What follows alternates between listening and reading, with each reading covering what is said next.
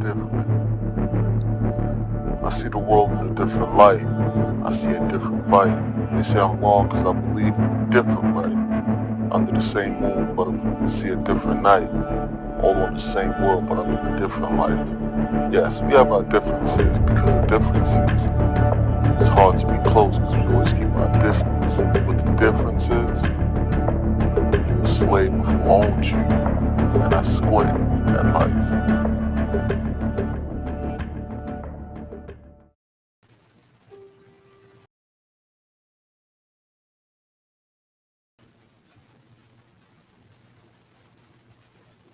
We know when we good. You want to? Hey, most high in Christ. Shalom Israel, what's going on? We're gonna give it a few seconds and people come in. You'll put the sign up sheet. You know how to do that? The sign up sheet? Yeah, I put the sign up sheet for the people. We're gonna start in the next few minutes.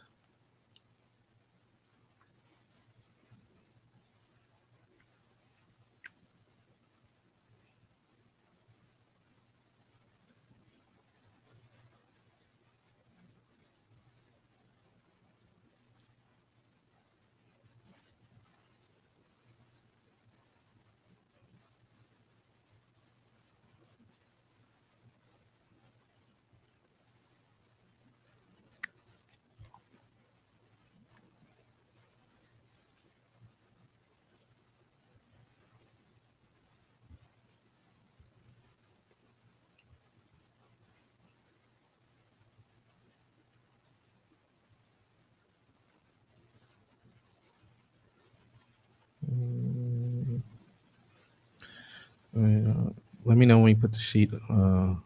Sign the sheet is up. You put the sign up sheet. All right. Yeah. Just tagging people real quick. And then we're gonna get started.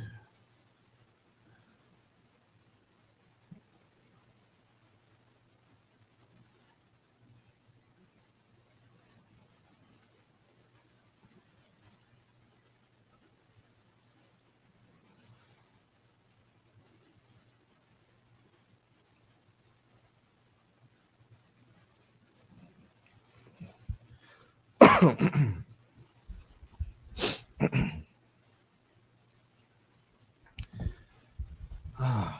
right. Let me see 1 second. Boom, boom.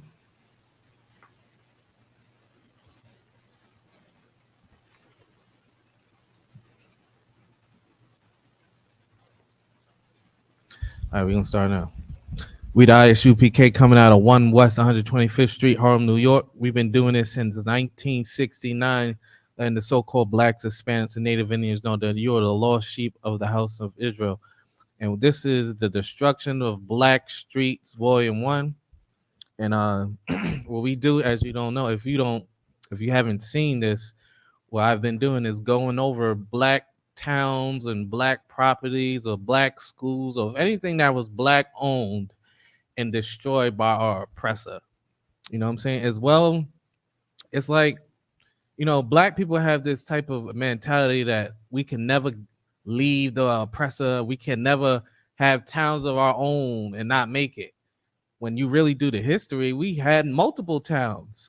We had multiple places. We had multiple schools and businesses.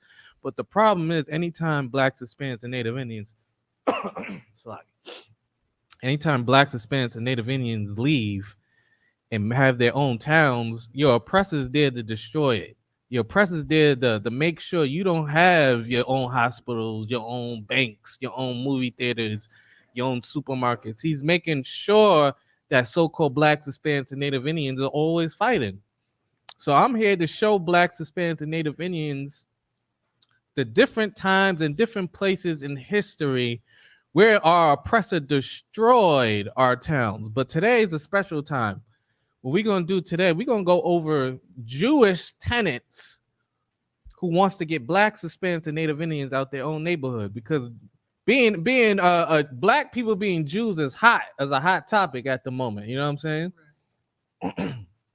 So like, wow, drink some water. You know, it's a hot topic at the moment, but let's let our people know that guess what? The Jewish people aren't the children of God. You know what I'm saying? Kanye West is saying it. What's the other brother, the basketball player? Mm.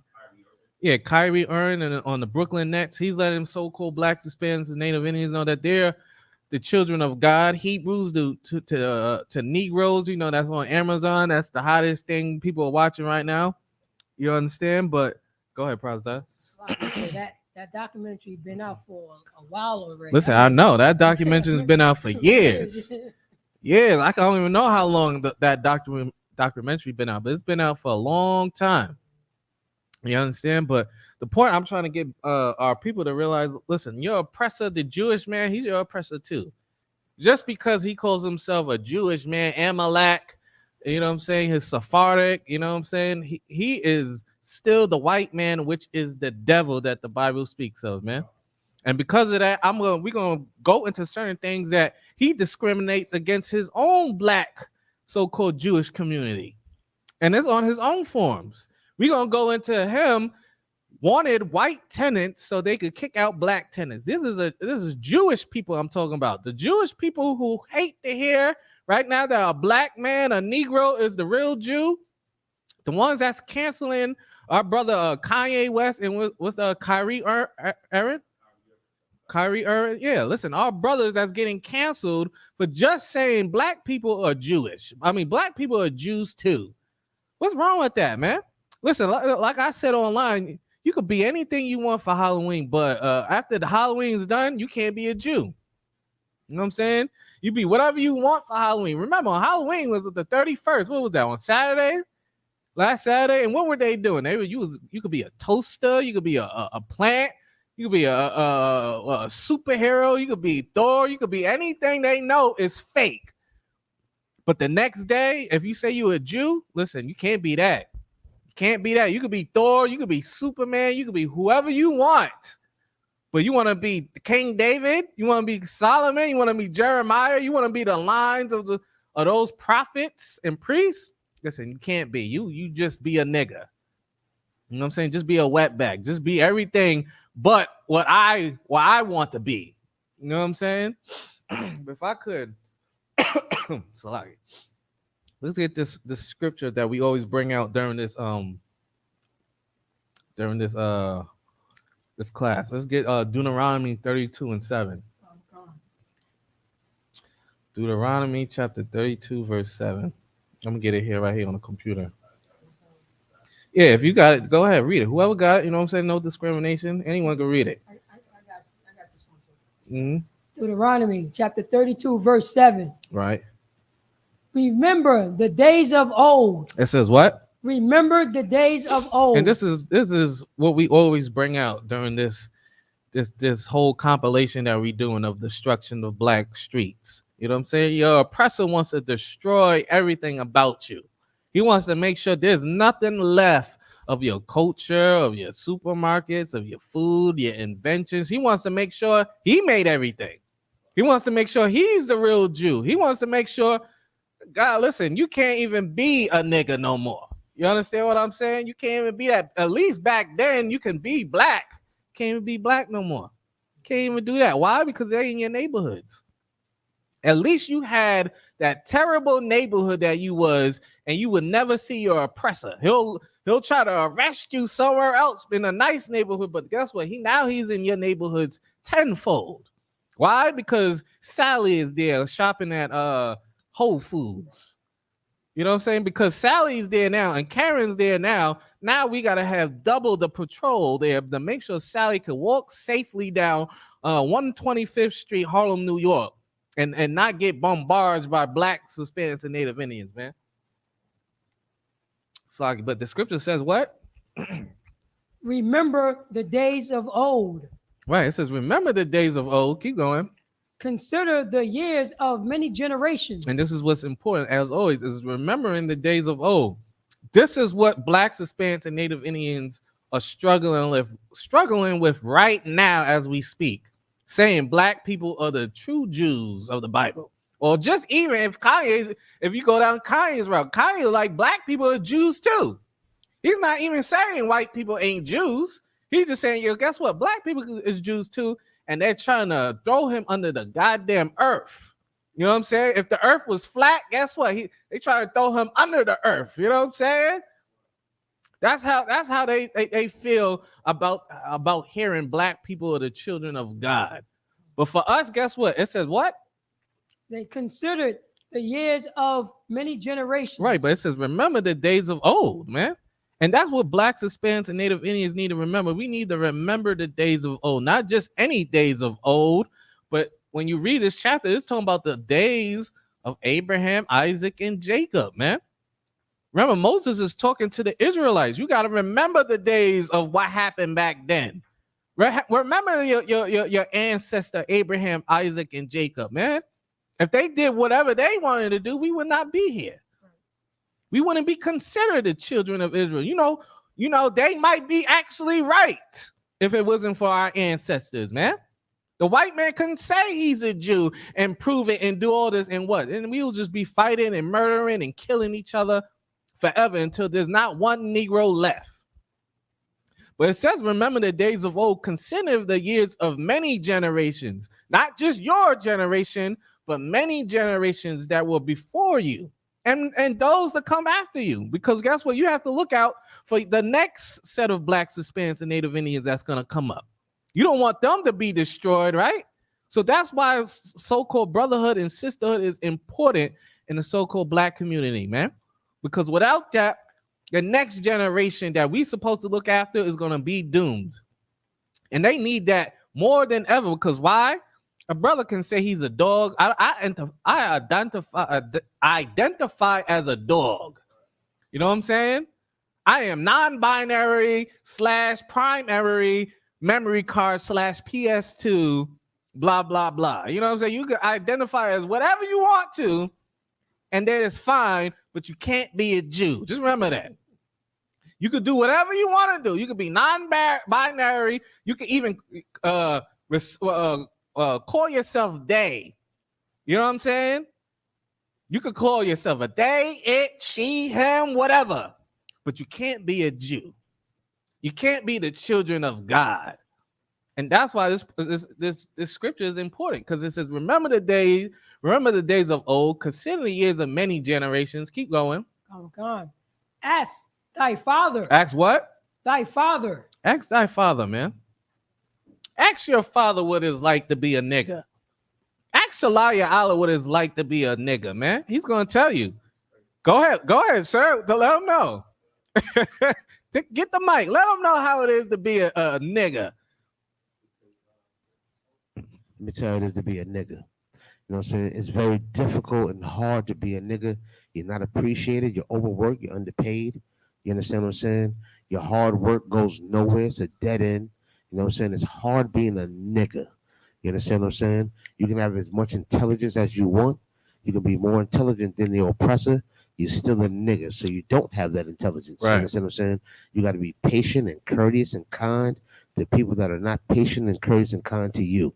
It's hard to be a nigga. That's right. Out here in this world nowadays. Mm-hmm. But it's an absolute blessing and a treasure and an honor and a pleasure to be a goddamn nigga out here in this world. Damn right. Damn right. Listen, that's Shalaya Allah, Officer 5,000, the man of the power, the man of the hour, Shalaya Allah, man. Go ahead, Paratazar. Salakia, sir. If I may, in the Blacks, Hispanics, and Native American community, we get our wake up call. It's like a path. You know what I'm saying? It's like a, you know what I'm saying? It's what is that? Wake up call? There's not a wake up call, but it's like you're becoming a manhood. Your manhood. When I got, you know what I'm saying? When the first time I got harassed by the police. Right. And my father had to, you know what I'm saying, put me up on, you know what I'm saying, he had to train me to what to do when, you know what I'm saying, when you get harassed by the police officers. Right. I was about like 12. You know what I'm saying? I was 12. And he told me, it's going to get worse when you get older. Right. Absolutely. And don't think it's easier on our women, on our sisters. Our sisters are in the same boat as the brothers, man. Right. But it says what, brothers, I read it again? Ask thy father, and he will show thee Right. thy elder, Mm-hmm. and they will tell thee. Right. And that's important, man. And this is why you gotta remember the days of old and consider many generations, because your father's gonna tell you how it is. He's gonna tell you how it is to be oppressed, how it was during his childhood to be oppressed. Your elders, remember your grandfather and your great grandmother and your great grandfather, and go back. Listen, if you have grandparents, if you're fortunate to have grandparents, talk to them. Listen, I got my grandfather from Barbados. He's in his mid-90s right now. You know, he's just glad to be here. You know what I'm saying? Every day he's just glad to wake up and be here. But he used to tell me a whole bunch of stories, man. Whole bunch of stories. And the thing, like I remember saying at camp, is you want to know why it's always jokes when you talk to your parents, and they used to be like, listen, I used to walk 15 miles, blah, blah, blah. We joke about it like, all right, grandpa, you did whatever. And you don't even realize what he's saying to you. You don't even realize that your grandfather, your grandmother had to walk 15 miles. He's not even lying. You know why? Because he counted how much miles. He know how much miles was from his house to the school. Why? Because there was nothing to pick up a nigga from where he lived. There was no horse. There was no carriage. There was no bus stop. So guess what? Your grandmother had to walk 15 miles. Go ahead. Make sure it goes all the way up. Yes, Lakia too. Mhm. Sir, if I may, another reason why our grandparents and great grandparents used to say that was they're walking that far because they're avoiding certain neighborhoods. Right. You know what I'm saying? So there's certain neighborhoods they could not just walk through like how the oppressors just walking through these different neighborhoods that we used to occupy on now it's being gentrified.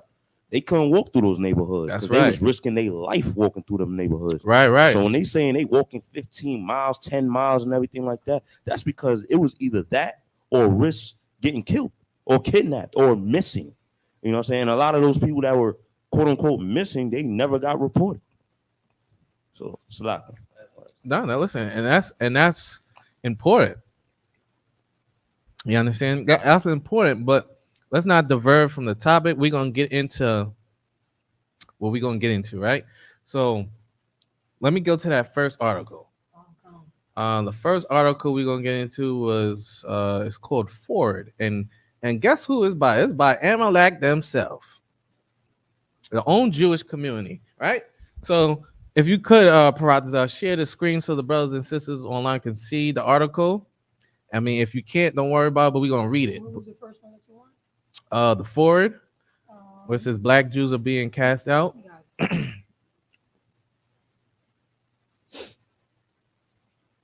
me put you small.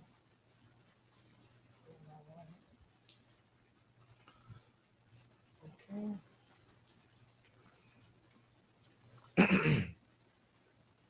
Come. We know Yeah, we just read the title real quick. Black Jews are being cast out of the Jewish community Right. by racism. By what? Racism. By what? Racism. Keep going. Here are their stories. Right. So real quick, this is the reason why I brought this up, because these are the bastards who's saying, right, black people can't be Jews, but they can. You know what I'm saying? And the reason why I'm saying is because they are saying what Kanye West and everybody else saying is anti-Semitic and blah blah blah, and you need to learn the proper way. Fine. Let's say you learn the way they want you to learn, right? You become a convert. You become a so-called Jewish man to them. They don't even like you. They don't even respect you, even if you follow their ways. This is why it's important to let you know the white man is the devil that the Bible speaks of, man. Your oppressor. He comes in many shades and many colors. Don't be fooled. I want y'all to remember this. Comes in many shades, many colors, many religions, and they're all devils and deceivers, man. But if you could, brothers, I'll keep going.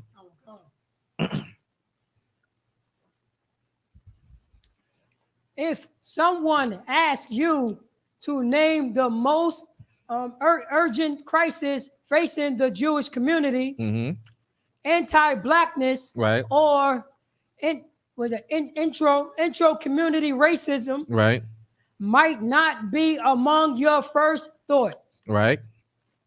but it should be that because anti-blacknism in the Jewish community is pushing black Jews out. Uh-huh. Countless black Jews have made the difficult decision to leave Judaism Judaism. Mm-hmm. completely, no longer identifying as Jewish. Right. So right here is letting you know that black people in their community is facing so atrocious amount of racism that they don't even want to be called Jewish no more. They don't even want to follow the so-called Jewish faith. You know what I'm saying? They want to give up the God of Judaism because why? They are so they're so evil towards them. And this whole and the thing about this is a long article. This is, I mean, short. There's a long article, and it goes into different accounts from different people. But the reason why I brought this up, this is not even new. This is from 2018. I don't want to get nothing new for you. I want to go back before all this. The black people was Jews. Before Kanye West said and what's his name again? Kyrie Irving. Salakia. I don't mean to mess up the brother's name. Kyrie Irving. Before him, let's go way back, even before Kendrick Lamar. Let's go back and talk about what they were doing to black people, man. And mind you, this is right. This is written by a sister, I believe. Let me say, but keep going. Oh God! Why did they leave those identities behind? Right. So it's saying, why did they leave those identities behind? Keep going. They could no longer deal with the constant racism. Right. So that's letting you know Jewish people are constant racists towards black people, man. It don't matter. And this is just one article. The next article we're going to bring out is going to prove this point. But keep going. Khan. I told Jews to think about what's being white means. Mm-hmm. Then the racism exploded. Right. Every person that I interviewed for this article spoke of being exhausted of existing in white Jewish spaces. Mm-hmm. They told me how that exhaustion greatly altered their perspective, Mm-hmm. participation Right. in Jewish community and their own Jewish identities. They spoke of feeling drained, Mm-hmm. mentally scarred, Mm-hmm. and depressed when they leave synagogue. Now, just think about that, man. They're trying to find God, find some type of peace, thinking Christianity is wrong. You know what I'm saying? I found the real God of the Bible, and they go deal with this so-called Amalek and the Jewish and the whole synagogue of Satan. And what ends up happening? They said they spoke of feeling drained, mentally scarred, and depressed when they leave synagogues. How can you be with those type of people? You know why? Because they're the devil. They don't change. Guess what you feel if you go to work and your manager's on you the whole time? You're gonna feel the same way. You're gonna feel drained, mentally scarred, and depressed when you leave your job. When any type of oppressor's on your back and making you work and making you feel like nothing, making you feel like all you can be is a nigga. All you can be is a spick or a wetback or a redskin or whatever byword they want to call you. You're gonna always feel drained and mentally scarred and depressed. It's not just here in the synagogues, it's wherever your oppressor is, man. Keep going. Okay. People cannot thrive in communities that with the intention Intrinsically, I was looking at this word. This word means it's natural. Intrinsically seeing them as outsiders, so they leave. Right. So it's basically saying Like we can't thrive in a community that sees us as outsiders and as natural born outsiders. How can it's like being in a black community and you got that one white boy in the community and we always making fun of him. You always doing this. I don't know how it is now, but back when I was growing up and that one white boy that wanted to be cool in the school, we make fun of him. He would try his hardest to fit in and this and you Kyle, you crazy. What you doing, man? Go over there and do your jackass shows or jackass moves. Whatever was popular back in the day. Go jump off a building onto some nails. You know what I'm saying? Why you dealing with us? That's how it is. That's how they treat us. They treat us the same way. Imagine being the so-called token black man. You gotta go through all types of hazing and abuse. Try to go to sleep at a frat party and say you won't wake up with something on your face and mayonnaise and your shoes gone, dangling somewhere. And I'm laughing and having you recorded, Radazar. Oh, Salakia. So if I may, yeah, that one white family that that didn't move out. You always have the ones who's vouching for them, right? You know what I mean? You always have. So while I was reading this this article, nobody wasn't there. You know what I'm saying? The white Jews wasn't. You know what I'm saying? The good white Jews, quote unquote, wasn't saying anything about this. Right. We're gonna keep going. We're gonna read on. Keep going. I too am struggling with anti-black racism in the Jewish community.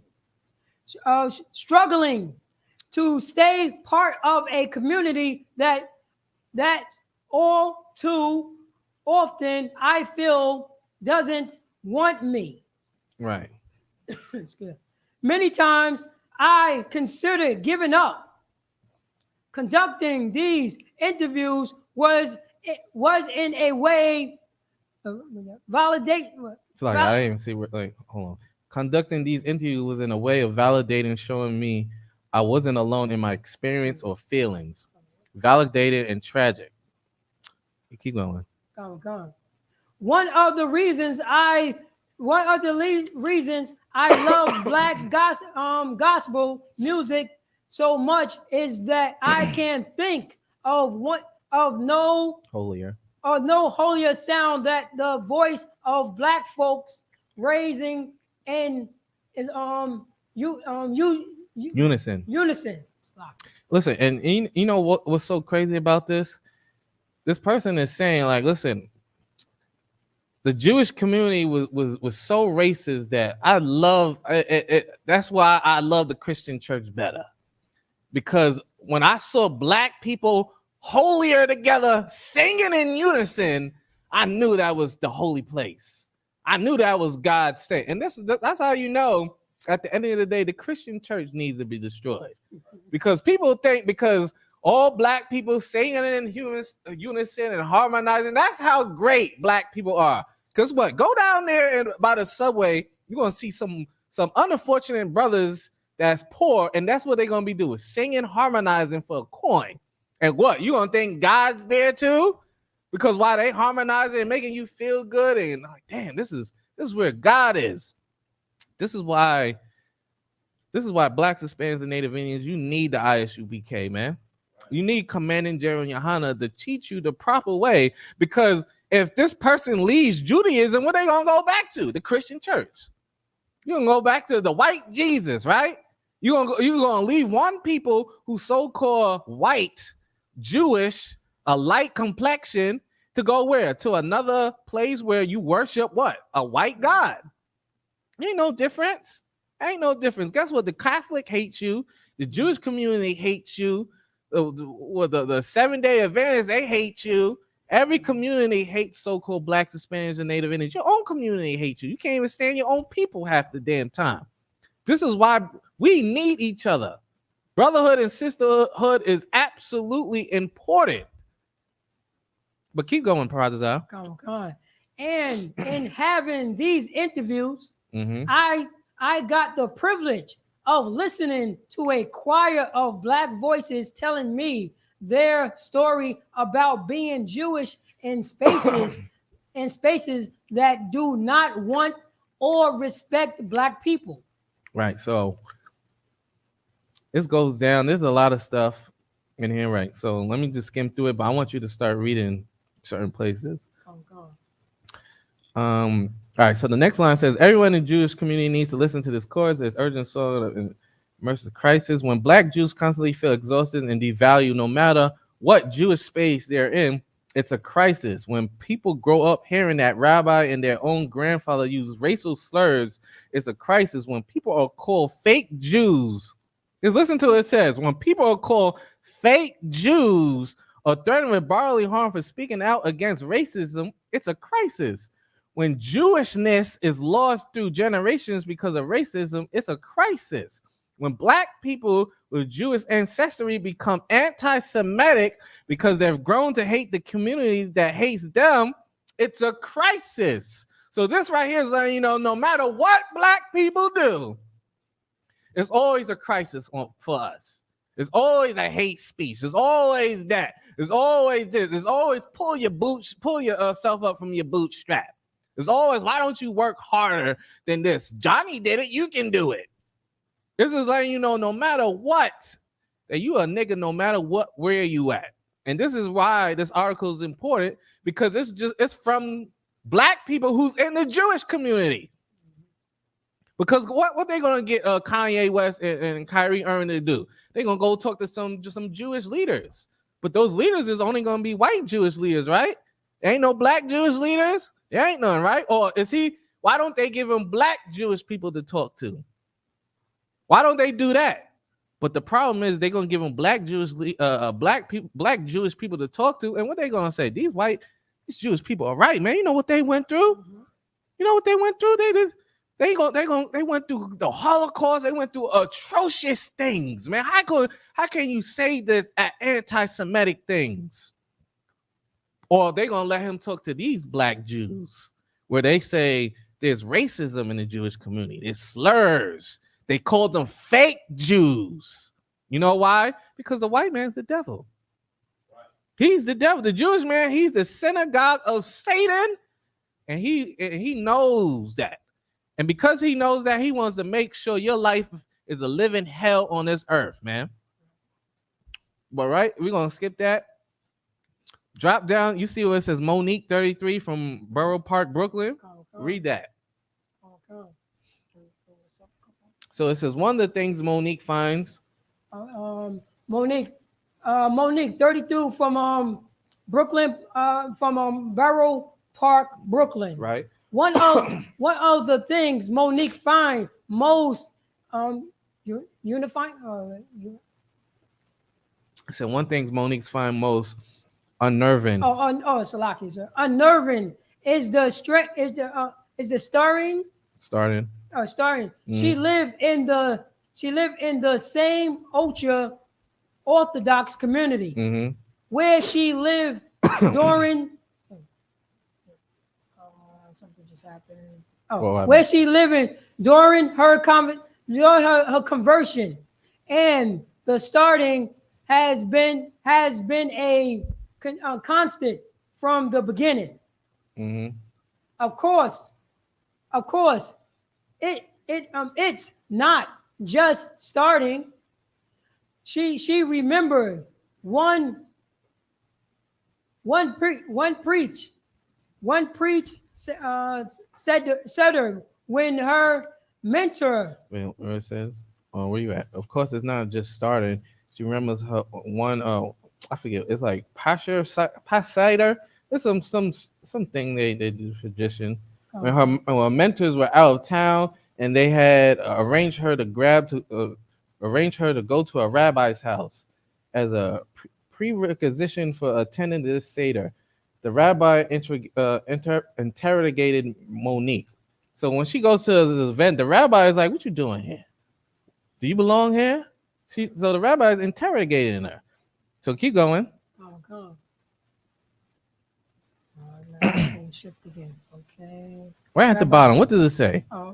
At the bottom. Here we go. For her to go to the rabbi. No, right. The next one. I read the next that. one. Here, go. Next paragraph. Why do you want to be Jewish? It says what? Why do you want to be Jewish? What did the rabbi ask her interrogating her? Why do you want to be Jewish? Why do you want to be Jewish? Listen, go down there, go to your slavery, go wherever you work, start wearing the shield of David, or what they call the Star of David, the Amalek, right? And let's see you don't get this question asked if a Jewish man walk up to you. You Jewish? Who taught you? Where you learned that from? And you're gonna get interrogated all through the night. You know why? Because they know the black people are the true Jews of the Bible, man. They know so-called blacks, Hispanics, and Native Indians are the lost sheep of the house of Israel. They know about the ISUPK on 125th Harlem, New York since 1969. It's been telling our people that you are the children of God. So they want to know why you want to be Jewish for. Paratazai? Lucky, so by me reading this article, she lived in Brooklyn. Yeah. She have seen us on the street. Of course, she right there in Flatbush. She right there in the heart of the synagogue of Satan. But keep going. It says, why do you want to be Jewish? Oh God. You know how hard it's going to be to find a husband for you? Right. No one will marry you because you're black. Because what? You're black. Because she's white. You're black. No, she's just trying to find the real God, man. You're black. No, I understand everything that you teach me. I just want to be part of your faith. You're black. You're black, man. You're black. Why you want to be Jewish? You know how hard it's going to be to find a husband for you? No one will marry you because you're black. You're a nigga. You're a slave. How am I going to find someone to marry you? It's impossible. But you leave it to them. They're the most loving people. They care about you. They help out in the communities, man. There's so much atrocities that these Jewish people do, man.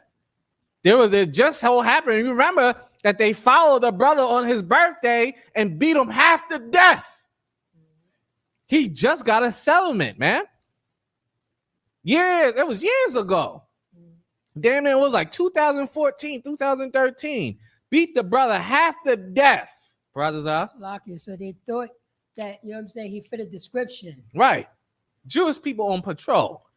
What they do, they beat a brother, and he just so happens to be homosexual. I just want to add that in there, but that wasn't the point. They beat him half to death, but they didn't want to add why though. They didn't want to add why, because in the beginning, when the first article, they brought all that out.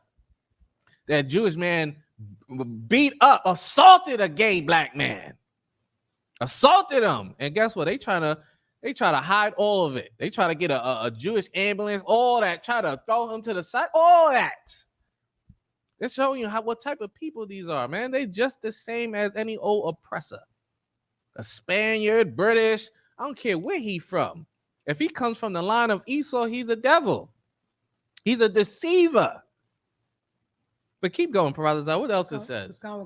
He told her. Monique held back her tears. Determined not to let the rabbi see that he had cut her so deeply. Yeah. That says that Monique held back her tears, determined not to let the rabbi see that he had cut her so deeply. It strengthens that. It is a strength that black women are expected to have to face the world fearlessly, never letting anyone see that they've been wounded. But it's not the adults who wound her the most, it's the kids, because they vocalize what their parents say behind her back. Why are you black? They ask. Did you do something wrong? And their parents laugh. The kids also call her darky and other slurs in Yiddish. Listen, man. These are the people who want Kanye West to apologize, man. And Curry Irvins, man. The white man is the devil, man. He's the biggest deceiver. These are the people who deserve to be in prison, man. These are the people who don't need the title of the children of God, because if you were truly of the children of God, you would know the scriptures talk about when the righteous come in authority, the people rejoice. The people will rejoice if you was in authority. But since you are in authority, people moan, man. People mourn. People want to know how the hell I'm gonna make it the next day. Ain't nothing wrong with what Kanye West is saying. He's saying the Jewish people run everything. They do. Go look it up. Go look it up for yourself. They run everything. So if they run everything, how you think you're gonna feel when you can't make it? You can't make it the next day. Kyrie Irving is in a nutshell right now because why? They taking away all his money, suspend him 5 days, want him to apologize, donate here and there, can't go back to the games until he goes see this person and see that person and this. They beating this brother's spirit down, man. And he has money. So what do you think is going to happen to you for a person who don't have money? Who don't have popularity, who won't care what happens to you? You'll lose your job. You won't get another job. You'll be counted as what? Anti-Semitic. And what they going? You can't work here. You can't work there. You can't work this. You can't do that. You can't do that. But keep going, brothers. Listen, that's one. All right. Let's see. It says that first Monique didn't understand that they were saying by someone was always eager to translate for her, even though she would have felt better not knowing. Right? That's one person. Go down to the next person. So the next person, Joe, 34-year-old black Jew from New York. Another brother from New York. Right? So read on, brothers. What Joe got to say? Oh God. Joe was heavily involved in Shabbat for 10 years. Yeah. I thought it was about. Sorry. But the exhaustion of begging people to acknowledge him proved to be too much, and he left. Listen, man. Listen, real quick. It says Joe was heavily involved in Kaaba, I think that's what it is, for 10 years, but the exhaustion of begging people to acknowledge him proved to be too much, and he left. Just think about that. You in this faith, this Jewish faith, you with the rabbis in this, and you begging them to acknowledge you, man. You begging them, you doing everything you say, you doing the prayers, you doing that, you doing whatever the Jewish man wants you to do in his synagogue, and he still won't acknowledge you, man. These are the people who's the children of God. You sure about that? You sure? Because, listen, we don't like white people, but we acknowledge them out there. What's your question, man? You here on the street, what you got to ask us? They would just ignore us. They call us fake Jews. They'll say slurs, man. I get that all the time at my slavery. They be thinking I don't know a lick of Yiddish. I know a little bit, and I call them out on it. And what I get all the same questions that they ask these brothers and sisters. You a Jew? You Jewish? Who taught you? Where you learn that from? Go ahead, Op. You got something to say? Yeah, kind of what kind, sir. It just reminded me of a scripture. I don't know if I can pull it or not.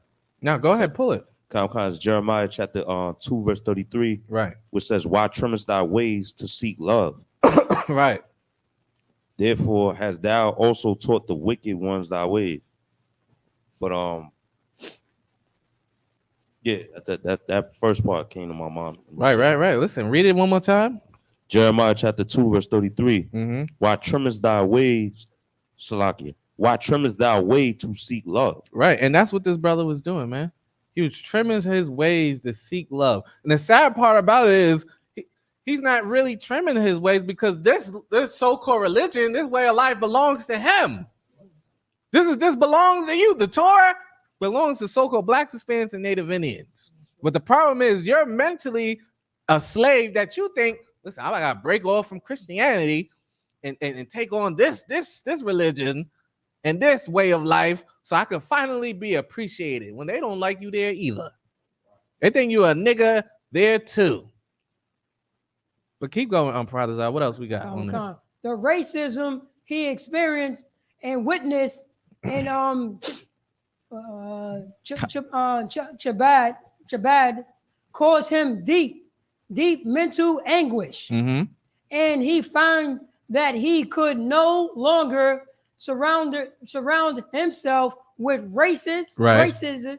racism. I mean, yeah, racists and the Wait. enablers of racism, Racist, right? His trust in the Jewish community has been eroded. I'm done. He told me with a sense of finality. Now Joe is spending time recovering from that mental anguish and figuring out who he is outside of his Jewishness. You see that? Now he got to figure out who the hell he is because he thought he was a Jew. But listen, leave it at them. I don't know where I am. I guess I got to go back to Egyptology, this and this. This is why Blacks, Hispanics, and Native Indians, you need a nigga on the corner with boots and braids telling you what to do, because your Christian pastors ain't going to tell you. Your Jewish rabbis ain't going to tell you. You know what I'm saying? The Imam, the Islam ain't going to tell you. Damn near Seth and Geth ain't going to tell you either. Listen, you in dire need as Blacks, Hispanics, and Native Indians, man. But before we go on, let me get this scripture. Give me Psalms chapter 137 and 1. Psalms chapter 137 and 1. Psalms chapter 137. 137 and 1. Right.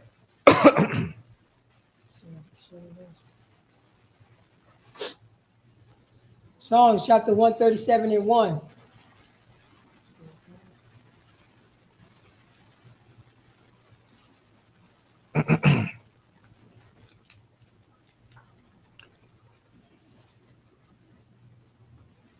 Psalms chapter 137 and 1. Mm-hmm. Praise ye the Most High. Right. For it is good to sing praise unto our power. 137. Oh, you said 137. Mm-hmm. Psalms chapter 137 and 1. Right. By the river of Babylon, Mm-hmm. there we sat down. Yea, we wept when we realized Zion. We remember. We remember Zion. Uh-huh. Verse 2. We hang our harps Mm-hmm. upon the willow in the midst thereof. Right. Verse 3. For there they that carry us away captives, requiring of us a song. Right. Listen, it says, and this right here is just letting you know on remembering where we came from, man. Remember the things that happened to so-called Blacks, Hispanics, and Native Indians. This ain't nothing new. What we go through right here in Jerusalem, so-called New York, where we go through in Texas and Florida or wherever, someone who's oppressing you and telling you to do certain ways, or you feeling mentally anguished and you feel like you're gonna kill yourself and depressed. Remember, we've been through this multiple times. This is for they that carry us away in captive, require us a song. Keep going. Salakia. Mm-hmm. They say, why don't you sing that old Negro spiritual? Right. That's what they're requiring. So. Of course. Or why don't you go back to that Christian church where they sing? I don't know why you in here while we're praying to God. You know what I'm saying? Why don't you go back there with those other black people of yours? I said, require us a song. Keep going. And they that waste us require of us mirth. Mirth. Saying, sing us one of the songs of Zion. Yeah, sing us one of those songs from Zion I used to sing. Keep going. Verse 4. How shall we sing the Most High song in a strange land? Right. How can we rejoice in a strange land, man? How can you listen? Just think about this. How can you go to your oppressor and think you could serve God, man? How can you go to a strange synagogue and pray to God and thinking everything's gonna be all right? Everything's gonna be fine. I'm gonna pray to him because they told me to do this and do that. It's not gonna work, man. It's saying, how shall we sing the Lord's song in a strange land? Remember, the Lord has different songs. Just go through some right here. There's different things. There's different ways to pray to God. Listen, Christ told you how you should pray to God. Our Father, which art in heaven, hallowed be thy name. Thy kingdom come. Thy will be done. He told us a great way to pray. But there's many ways. There's many things you can say. Listen, we sing Psalms. We pray Psalms 83. You understand? There's many songs, the Lord's songs. But the problem is, you're gonna sing a long song in a strange land, in a strange building that you're at. Remember, those Jewish people, they do abomination. They pray over something that was kosher. It's kosher pig if you really want to look for it. You understand? There's a kosher everything if you leave it to them. Even the die-hard Orthodox Jewish people, they don't even know what they're doing. You understand? They're wearing vest coats with strings at the end, talking about his fringes and a box on their head with tape. You know what I'm saying? that's your rabbi. Who's going? You want? That's who you want to teach from. You understand? That's who you want to learn from. But keep going. Verse 5. If I forget thee, O Jerusalem, right? Let my right hand forget her cunning. Right. It says, if I forget thee, O Jerusalem, let my right hand forget her cunning. And listen, and this is important. If you ever forget that you're a Jew, man, cut your right hand off. Let your right hand, just let it go, man. This is why it's important. We can't forget our homeland, and we can't forget where we came from. That's why so-called blacks, Hispanics, and Native Indians, this right here, what was happening with black people being Jews, that's the very beginning, man. That's the very beginning. This is just a snowball that's going to keep running and running and going and going and going and going until what? Until we have a 30-man, 300 crowd right here at camp where NBC is right there interviewing goddamn Captain Tazaria. Are y'all Jews of the Bible? Yes, we are. Is the white man the devil? They're all devils. You're all deceivers, not by the color of your skin, but the content of your character, like MLK said, right? Until you see that on the street, right? Until you see who? Kanye West shows up right there in front of our camp, clapping and saying, y'all guys are right. I learned from you. It's going to get to a point where all these famous black celebrities, Puerto Rican celebrities, Native Indian celebrities, all our people gonna finally realize that we can never forget Jerusalem, man. Keep going, Parazazar. Verse 6, if I do not remember thee, let my tongue. Let my what? Let my tongue. Let my what? Let my tongue. Cleave to the roof of my mouth. Right.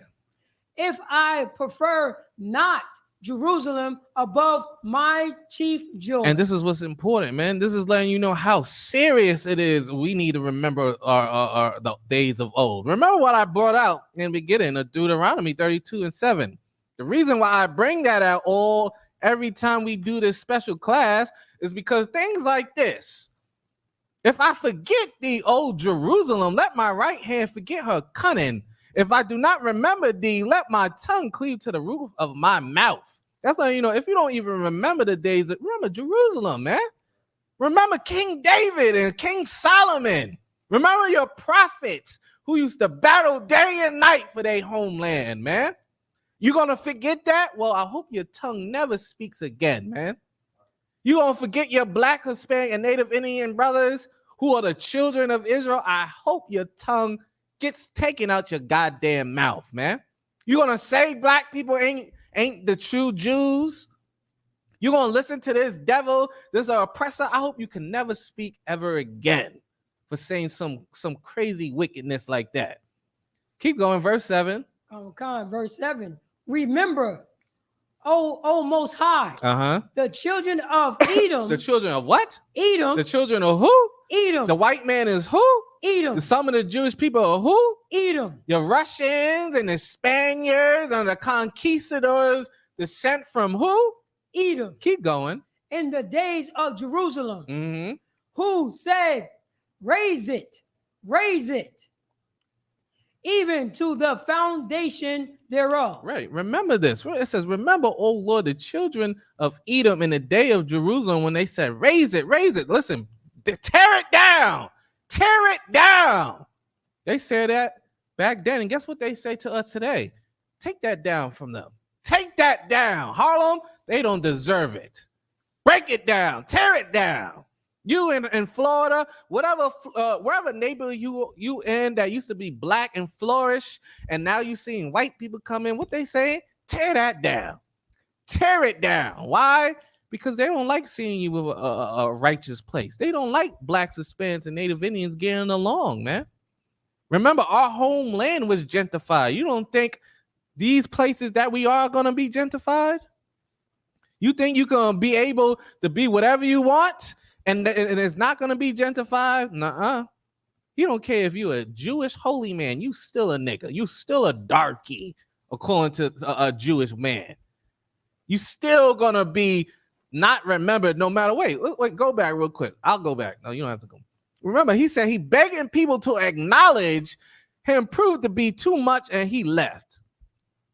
You begging these people, it still ain't going to work out. That's why the Lord got to remember our oppressor, man. Remember the days when he used to say, raise it and raise it. Tear it down. Tear it down. Keep going, Parazazah. Oh, God. Verse 8. O daughter of Babylon, who art to be destroyed. Ought to be who? Destroyed. Be who? Destroyed. Now, to be saved. Destroyed. To come congregate with us. Destroyed. It needs to be destroyed, man. O daughter of Babylon, who art to be destroyed. These people need to be destroyed. Why? Because if they continue to flourish, you're going to forever not be able to be appreciated. You're going to forever think of depression and mental illness. You ain't going to be able to do anything else but be a slave your whole life. You're going to be fumbling on knowing who the hell you are. You think you Indian. You think you Buddhist. You think you the Decepticon. You know what I'm saying? You think you're whatever on God's green earth, but the children of God that's in the Bible. And this is why they got to be destroyed. The old daughter of Babylon who art to be destroyed. Keep going. Oh, God. Happy shall he be. Happy what? Happy shall he be. That rewardeth thee as thou have served us. Verse 9. Happy shall he be that taketh and dasheth that little ones against the stone. Listen, man, and this is in the Bible. This is in the Bible. This is letting you know what's going to happen when so-called blacks, Hispanics, and Native Indians, when we start ruling. When we're in power, those little white boys, those little children that was laughing at our sister, guess what? There ain't going to be no more laughing children.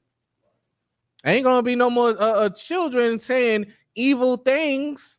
And remember, she said the children were worse than the parents. You know why? Because children have no filters. Your children don't have no filter. Your child will walk up to you when you just relaxing. Mommy, your hair look nappy and nasty. Did you wash your hair, mommy? It don't look good. Your child is like, you looking at your child like, what the hell is what? What? Because they don't know no better. They don't know filters. All they know is to say this because this is what I think. And this is letting you know that's how their children do it. The children was like, you dark. Why you black? Why you here?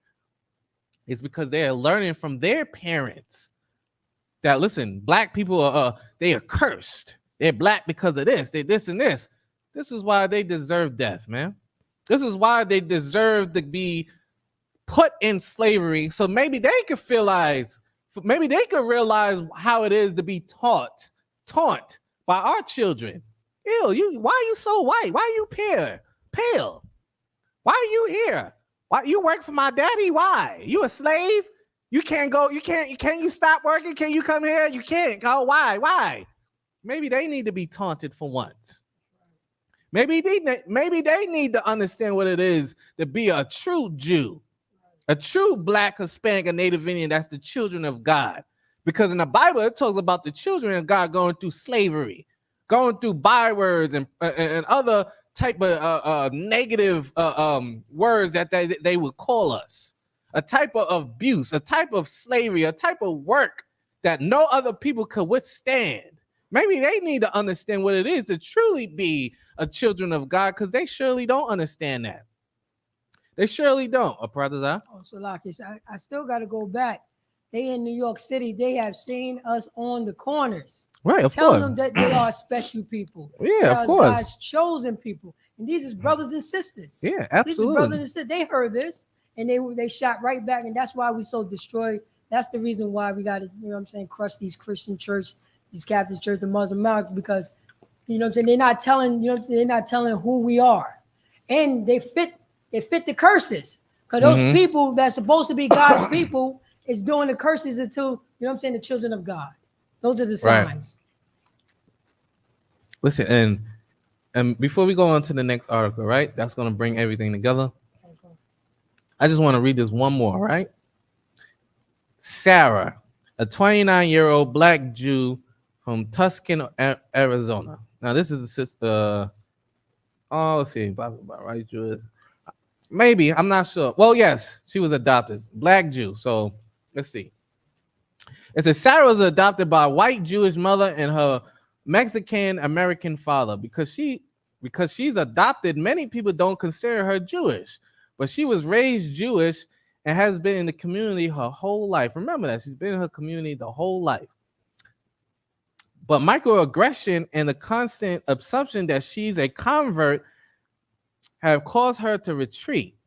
She feels as though she can only partake throughout in Jewishness comfortably when she's at home by herself or with her family. Sarah finds herself driven crazy by crazy by the idea that white Jewish people are not white. She got into an explosive argument with one of her friends who claimed that she could not be racist because she was Jewish. All Jews are people of color, and people of color cannot be racist. Remember that, right? Sarah was infuriated by this was Grant. I'm not sure what that says. Well, I'm gonna get listen. I'm gonna get this thing to speak to me. Hold on. Oh damn. Go on.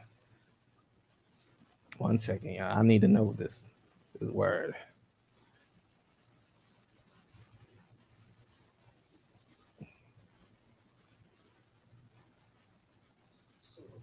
Syllogism. That's what it's called. Sarah was infuriated by this syllogism, feeling that her friend could not be angry because Sarah called her out for racism, and that experience anti-Semitic does not make one a person of color. At one Freedom Seer, a Passover seer, with a heavy social justice theme, she was asked to sing Billie Holiday's "Strange Fruit."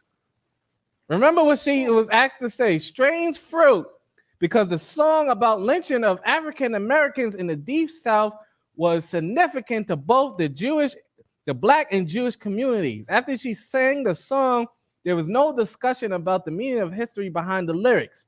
They simply clapped and moved on, which made her feel tokenized. I was 20 and didn't know better, and I wouldn't do it again, Sarah told people. Listen, the white man is truly the devil that the Bible speaks of, man. He's doing this to our sister, ain't no better. Making her, imagine that, singing that at the Passover. Why are these white people looking about lynching? I wish we could play the song. No, we can't. No, we can't, because if we play the song, it'd be monetized and the class would get taken out. But if you never heard the song, remember, Kanye West sampled this song. Kanye West sampled Strange Fruits. But if you go listen to this song, Billie Holiday's Strange Fruits, go listen to that on YouTube if you never heard that song. And that sister's talking about strange fruit in the leaf, blood in the leaves, by lynching and all that. Why? Because her oppressor is trying to murder her. And then guess what? They wanted this sister to sing this at Passover, and they clapped and cheered. That's a beautiful song. And then they got her taken down. Truly, this oppressor is a devil, man. Truly, he deserves to be taken down, and justice needs to be served for Blacks, Hispanics, and Native Indians, man. Truly, justice needs to be served for Blacks, Hispanics, and Native Indians. Because if we don't, we're going to keep going through these type of pain and suffering. And this also lets you know, leave them alone. Leave those people who don't wash or bathe alone. What are we looking for? Oh, no, just say, We was looking for the lyrics? who produced the song? No, don't worry about that. Oh, okay. We don't have to worry about that. Look, people will go look it up. But the point of that is, this is the atrocities that the Jewish people were doing. Remember, this is from 2018, and these are the people, our Black brothers and sisters, who were tortured and mentally abused and depressed in the Jewish community. Right? So if I could, you could take that article away. And it's more people who talks about their time in the Jewish community and how horrible it was. But if we can go to the second article, right? Go to the second article.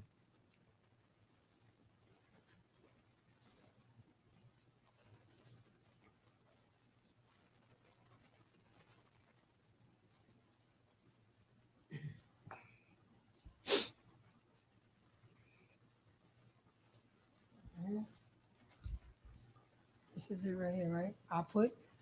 Yeah, that one. Come. Go ahead, read that. I put in white tenants, the grim racist, and likely illegal methods of one Brooklyn landlord. Right. So remember, and this article is from 2015, May 12, 2015. And the reason why I said I go back is because I'm trying to show people they've always been like this. They've always been evil. There's nothing new about the so-called white man. There's nothing. They're not the children of God. They're abusive just like any old white man. They're the same landlords just like any old white man. They do the same thing in the Christian church they do in the Jewish synagogues, man. And right here, this is letting you know the so-called holy Jewish people, what they do to Black people, how they feel about Black people. So let's get into it. It says, I put in white tenants, the grim, racist, and likely illegal methods of one Brooklyn landlord. So read on, Prazazar, what it says. For the past 3 years, I traveled around the city, talking with New Yorkers as they experience gentrification. Right. Wait, hold on. Let me get there.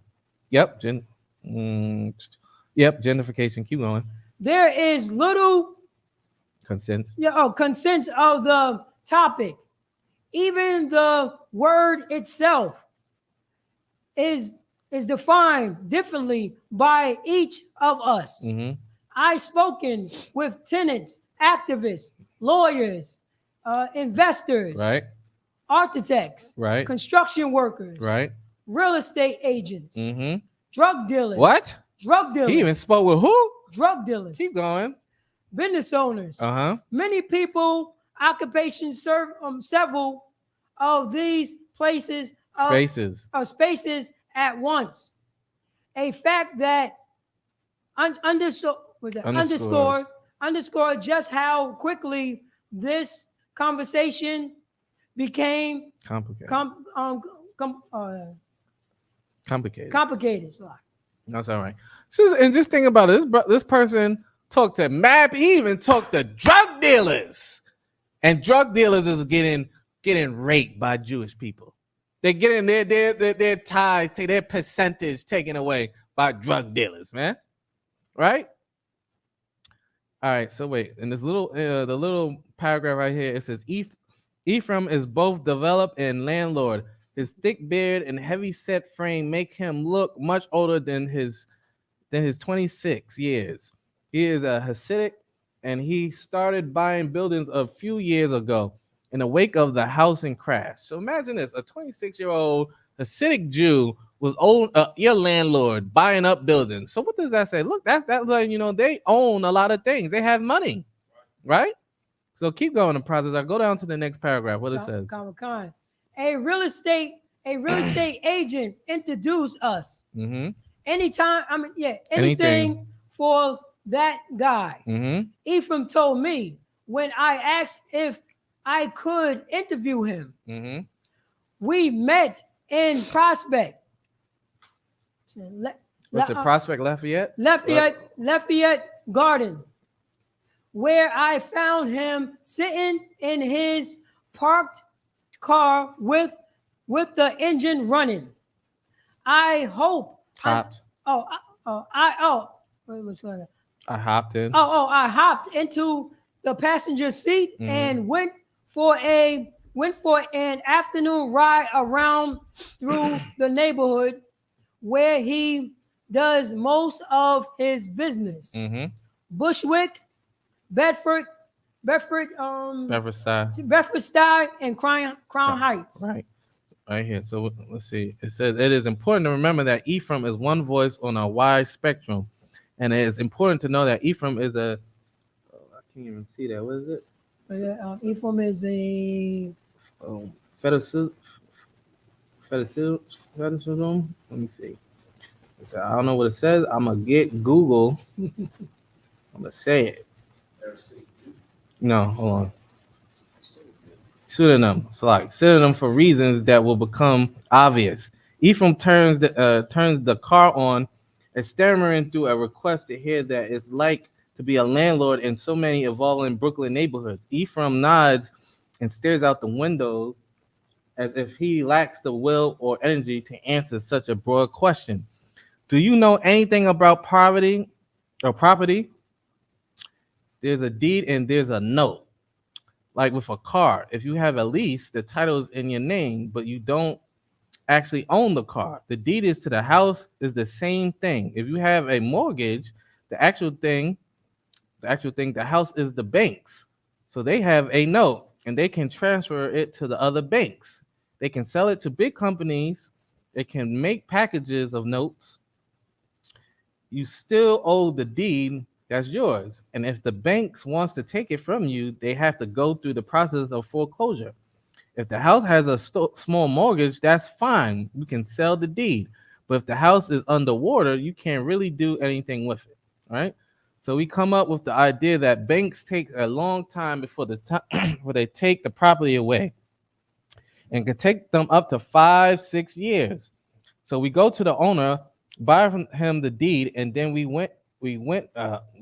rent it out. The market went up a little bit. About 10% of the mortgages were almost at market value. So we pay them off and keep the building. If there's a big mortgage, I don't have any choice. I just sit until the banks take it away. I'm just sitting, collecting rent, and that's it. It's not 100%. I mean, it's legal, but sometimes in the mortgage, there's clause that say if you sell the deed, you have to notify the bank, and you don't notify them, the bank can take property. But if you didn't notify them, the bank has to go through the whole process of getting the property. That takes some time. The banks don't care. They actually like when the people take care of the building because they will cost $100,000 a year. People breaking in, pipes busting, blah blah blah. Let me see. People that have small mortgages, they're going to rent a lot more for their deeds to give over ownerships. A person that sells a deed for a big mortgage usually wants to get $5,000. They don't care. They don't pay the mortgage for like 2 years. The property is shit. So we would give them $5,000, $10,000, and give us the deed. We started out this buying over 100 deeds over the place, and we collected the rent. I used to love it. But the bad part was, come Monday, I used to go to the buildings in my car, knock on every single door. This was like 5 years ago, and they did not give me they didn't give me payment. 1 out of 10, so 1 out of 10, 1 out of 20, maybe. And they were yelling at me, you fucking Jew, leave me alone. I got used to it and I understand it. Not all Jewish people are nice people. Every tree has a bad apple. Some of them are really nasty and can trick their tenants. But some of the tenants put up such a fight that you have to trick them. I used to do that, but I don't do it anymore. I did that once 4 years ago. I told someone I'm going to give you 20 grand to move. Just move out first. Then I'll give you the money. And I screwed them. Then I screwed them. I gave him something, but not the money I told him. And he couldn't come back to me because he wasn't even legally supposed to live there. And right here, this is letting you know how the Jewish person is, man. He's just like your regular oppressor. He don't even belong. Like, listen, they don't even belong in America. They don't belong anywhere but the Caucasus Mountains. But yet they want to tell somebody else, you gotta leave. You know what I'm saying? But look, it keeps going. We're gonna go more into it. So like I just lost my pace. All right, I got it. Some Jewish people, they're going to come in and they're going to try to rip off black tenants. And the tenants know it. There's words of mouth. So it's like, oh, a Jewish guy again. There's a lot of Jewish guys moving around. Like a lot of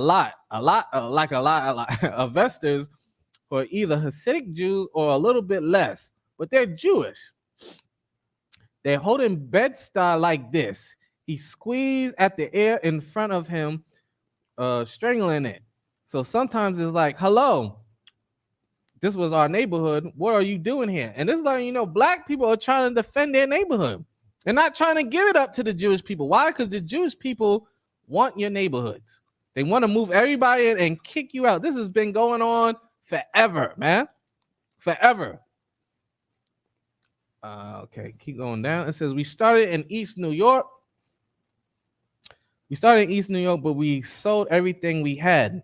We didn't want to be there. Most of them are either Section 8, other government programs, and even the person that pays with cash is too much headaches.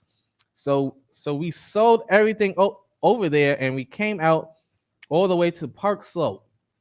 Then we started backing up slowly all the way to Bushwick. This is one of the houses we're finishing now. So this person is letting they're trying to take over all of Brooklyn, man. They going, listen, it says we started from Park Slope and backed up slowly until we went to Bushwick. And this is like, they're trying to trick black people out of their places, man. So they could do what? Like he said up top. We bought this for $5,000, this, then, and we sold it back to this, and we're doing this. Listen, that's how they make their money, man. They try to push black people out, pay things off, and then sell it. This is why blacks, Hispanics, and Native Indians, you need to stick together with your people, man. That's why we need our own place. The places that you want to leave so bad, you can make it a home. You can make it your own towns. But the problem is you don't love each other. You hate each other. You want to murder each other down to the point why Chief Keef can't go back to Chicago. Ask Chief Keef to go back to Chicago. What he said, I can't go back there. I'm going to get murdered. Why do you think Chief Keef was going to get murdered? Why? Because he's in a gang. Why do you think gangs come in there? Because there's no brotherhood, and they think there's brotherhood in gangs. But in actuality, what happened? The white man wants you to be in a gang so he could legally arrest you. He could put these charges on you, use the RICO law, take down your whole neighborhood, and then what? Now you see a white man bicycling down your street. Now there's what's I'm looking for? No, not a Starbucks. What's that? A marathon. Now there's a marathon about to run through your neighborhood, like right here. Like it was a marathon, I think, like a week or two ago. Yeah, it was like a bike-a-thon, right here in Harlem. Right there. Imagine you going to your favorite store. You can't go down there. You just see white people biking, trying to get a medal in your neighborhood. That's what they're trying to do, man. They try to gentrify your neighborhood so you can be destroyed more and more. And then what? Then they're going to kick you into the damn Hudson River. Let's see. Finishing up now. All right. So it says we put up in the front of 3-story brick building, having shed the deed buying business. So Ephraim is now involved with what's this? Acquisitions and development. He preferred to hold and rent buildings as opposed to renovating and flipping them. Ephraim stops the car in the middle of a residential block to roll down to his window and light a cigarette. Remember, this is a Jewish white man. The street is lined with brownstones, and most in which are in various stages of destruction and recreation. Rented dumpsters stuffed with shards of demolition and piles of new sheetrock passing by. Smoke shoots out of Ephraim nostrils. There's a young Hasidic man standing across the street. He and Ephraim make eye contact. Ephraim waves casually, if not relentlessly. The young man comes over to the car. His hands shouts on the window, and a long silence follows them. Finally, Ephraim, everything's okay. You haven't gotten me anything, young man. I'm still stretching. It's early.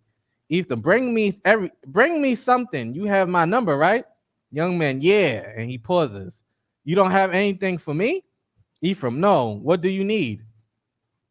Young man, multiple families. Ephraim, you do multiple families? I thought you were selling multiple families. Young man, no, I'm buying also. Ephraim, no, I don't have anything for now.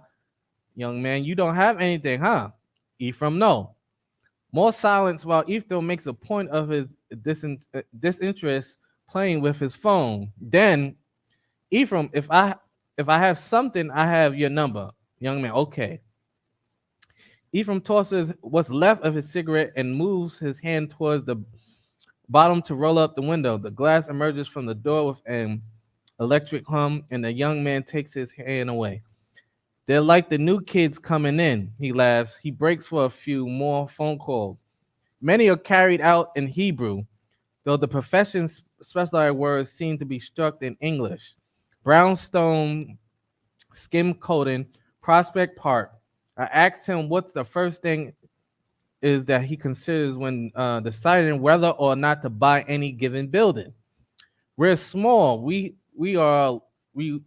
small. So we look into places that haven't caught on. We just did a place on Nostrum Ave. People are not even there yet. We put in 600,000 and everyone was laughing at us. It's crazy you're over there. A building for yuppies, white people. It's not going to work. The building was full of tenants, 1,300 to 1,400 tenants. We paid every tenant the average of $13,000 to leave. I actually went to meet them. Lawyers are not going to help you. And we get them out of the building, and now we have tenants paying $2,700 and $2,800, and they're all white. So this is what we do. So right here is bottom line that they go to our buildings and try to pay you out. Pay you out to do this and this, or because you're paying little and they want to make more money. Why? And bring white people in and charge them $2,700, $2,800. And not only that, guess what it's going to do? It's going to raise the property value. It's going to bring in more businesses. It's going to bring in Starbucks and Buffalo and Coke factories and CVS's and Appliance Fitness. And you think it's for you, not knowing it's for your oppressor about to move in and kick you out. And this is the Jewish people are helping with this gentrification. You think it's just your normal old white man who hates you. No, it's the Jewish Hasidic Jew that calls himself a Jewish man. He hates you too. Why? Because they're all the devil that the Bible speaks of, man. Right? So let me read on a little bit. It's almost finished. Right? So like, where was I? All right. My saying is, again, I'm not racist. Every black person has a price. And that right there, listen, that right there needs to be stopped, man. Black people have to have integrity and pride. We have to have laws, statutes, and commandments, man. You have to be like, I don't have a price. It needs to be like that. Remember, this is your communities. And this is a Jewish remember, he's 26 at this time, fat Jewish white man saying what? And my saying is, again, I'm not racist. Every black person has a price. He's letting every person will give in to something, a price. I will remember, there's people who say, I'll never do this. I'll never be a whore. I'll never have a drug. I'll never do this. I'll never do that. Times get rough. What happens? Listen, I give you 20,000 to have sex with, leave your husband and have sex with him. He's gonna do it, right? She's gonna do it. Why? Because this is how he thinks we are. Every black man has a price. We'll give our sons and daughters to just move into a wonderful place. Paradaza? Salakia, sir. And that goes along because you know what I'm saying. These is like slumlords. You know, they're not fixing the heat. You know what I'm saying? The building is cold. Stuff have to be fixed around the house. Sometimes the tenant have to fix the stuff themselves. Right. So he's going around just collecting money, but he don't care about the tenants. No, he don't care about no one. Building. Right. He wants you out the building. He wants you out the building. He wants you out so he can what is it called? Reinvest. Right. Not reinvest, but when you Renovate. Right, renovate the building. That's what he want to do. He want to renovate the building and do what? Bring in the nice white people and charge them more because what? They could afford the 2,700, 2,800 with no problem. No problem at all. And he's going to get the nice building that you should have got. You should have had. You deserve it because you've been there the longest. Brownstones were given to black people in Brooklyn, man. It was for you. It was for black people. Why? Because white people had the nice houses. They was in the suburbs. They was there. They was everywhere. But once you start moving into the suburbs, once you start moving into the city, once you start doing that, listen, we got to go back and get these old buildings because they're worth millions. But I know every black person has a price. He'll give his son or his daughter away so he can eat. He'll donate his dog so he could get a job. He'll do anything. And this is why this is important, man. Let me get this scripture. Let me get Romans 8. Let me get Romans 8 and 35. Let me get Romans 8 and 35. Remember what he says. He said every black man has a price. Here in ISUPK, we don't have a price, man. We're gonna stand our ground. We're not gonna let no devil in. We ain't gonna let no African in. We ain't gonna do anything that goes against the law, statutes, and commandments, man. We're gonna have integrity. We're gonna serve the God of the Bible, and we're gonna make sure because nothing's gonna buy us out. And that's why, listen, Barakatah Yahweh Wal Yahweh Shai for commanding General Yohana, man. While the times where everybody left, guess what? He compromised nothing. Trust me, there was people taking bags. There was people taking money. Look at the damn near the Candy Kings, man. Look at Tazadakia. What was he doing? Triple 20, double ties, stealing. What else did he take? Did he take a bag? Who knows? But the problem is he had a price at that time. Many brothers and sisters had a price to leave, but Commander Jerry Yohana, he stood on his ground, man. And this is what is important. Read what you got. Romans chapter 8. 35. Romans chapter 8, verse 35. Mm-hmm. Who shall separate us from the love of Christ? Right. Who should separate us from the love of Christ? Remember, if anything, remember the love of Christ, man. And Christ tells you to love your brother like you love yourself. And he told you to love God with all your heart, man. And when you love God with all your heart, I'm paraphrasing, and love your brother like you love yourself, ain't no destruction coming for blacks, Hispanics, and Native Indians. It don't matter where you at. You could be in the wilderness like we were before, or you could be in Egypt, guess what? Like we were before. If you show that you appreciate and love God and follow his laws, statutes, and commandments, ain't nothing gonna buy you out. Ain't nobody could stop you. And it says what? Who shall separate us from the love of Christ? Keep going. Shall tribulation? Shall what? Tribulation? Shall what? Tribulation. Shall tribulation separate us from the love of Christ? From you not having your job separate our brotherhood for each other, sisterhood for each other? For them saying black people are not the children of Israel, should that separate us in the love of Christ? Because your child left you, or your wife or your husband left you, should that separate you from the love of Christ, from the brotherhood and the sisterhood? Keep going. Oh God. Or distress. Or what? Distress. Or distress. Or you not knowing when you're gonna get paid next, or if the next paycheck is gonna come in, or if your wife is gonna leave you, or the distress. Keep going. or persecution. Or the what? Persecution. Or the what? Persecution. Man, this is what's going on right now, man. Remember, there's brothers and sisters giving up the love of being called the children of God because they're going to be persecuted. They're being persecuted right now. Remember Kanye West and Kyrie Irving, those was a few brothers. Remember, it was who else was before that? It was Kendrick Lamar. Kendrick Lamar went hard with it, and what happened? He done turned into a pansexual holding a bag. Paratazar. Oh, and you cannot forget Nick Cannon. Right, Nick Cannon. Nick Cannon done. Boy, listen, Nick Cannon done flipped it, made fun of it. Listen, the point I'm making is, what are you gonna do? Are you gonna run? Are you gonna separate from the love of Christ because of all these things you go through? Keep going. Or famine. Or what? Famine. Famine. There's nothing to eat in your fridge. There's nothing to eat. There's not a food and a crumb in sight. Are you gonna give up on the brotherhood? Give up on the sisterhood? Or you gonna give up of the love of Christ and what he taught? Keep going. Or nakedness. Oh, listen, you might not even have a coat or a pants to your name. But are you going to still hate your brother now? Are you going to hate your sister? Are you going to give up the teachings of Christ? Keep going. Or peril. Mm-hmm. Or sword. Keep going.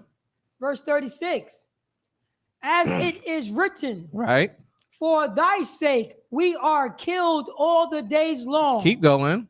We are accounted as sheep for the slaughter. Keep going. Verse 37. Nay. Uh-huh. In all these things, we are more than conquerors through him that loved us. Right. So it's like, through all these things, we are more than conquerors through him that loved us, man. That's like, you can conquer anything in this goddamn world that they throw at you. But you got to love Christ, man. And what that means you got to love your brother like you love yourself. Love God, man. Because that's the number one thing Christ said, man. Don't follow me, worship God.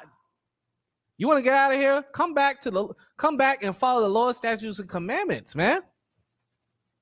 Come back to the old ways. Remember, like I said, Deuteronomy 32:7. Remember the days of old. And that's why this is a staple when we do this whole breakdown, this saga in volumes, because the remember of days of old is going to keep you safe in these last days, man. When brotherhood and sisterhood gotta be on the all-time high, because they don't love you out there. Remember, this devil wants you out of your building. They don't even want you in their synagogues. Their children don't even like you. You fight for them for 10 years for their love, and they still don't recognize you, man. But would you give up Christ? Will you separate us from the love of Christ because of tribulation and distress and persecution and whatnot? Or are you going to conquer all this because you serve a bigger person, a bigger God, the only true God? Keep going, Paratazar. Verse 38. Right. For I am pursued.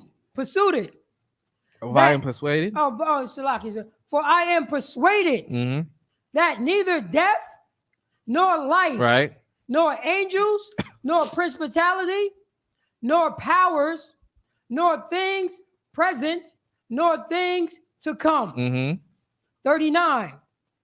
Nor height, nor death, nor any other creature shall be able to separate us. For what?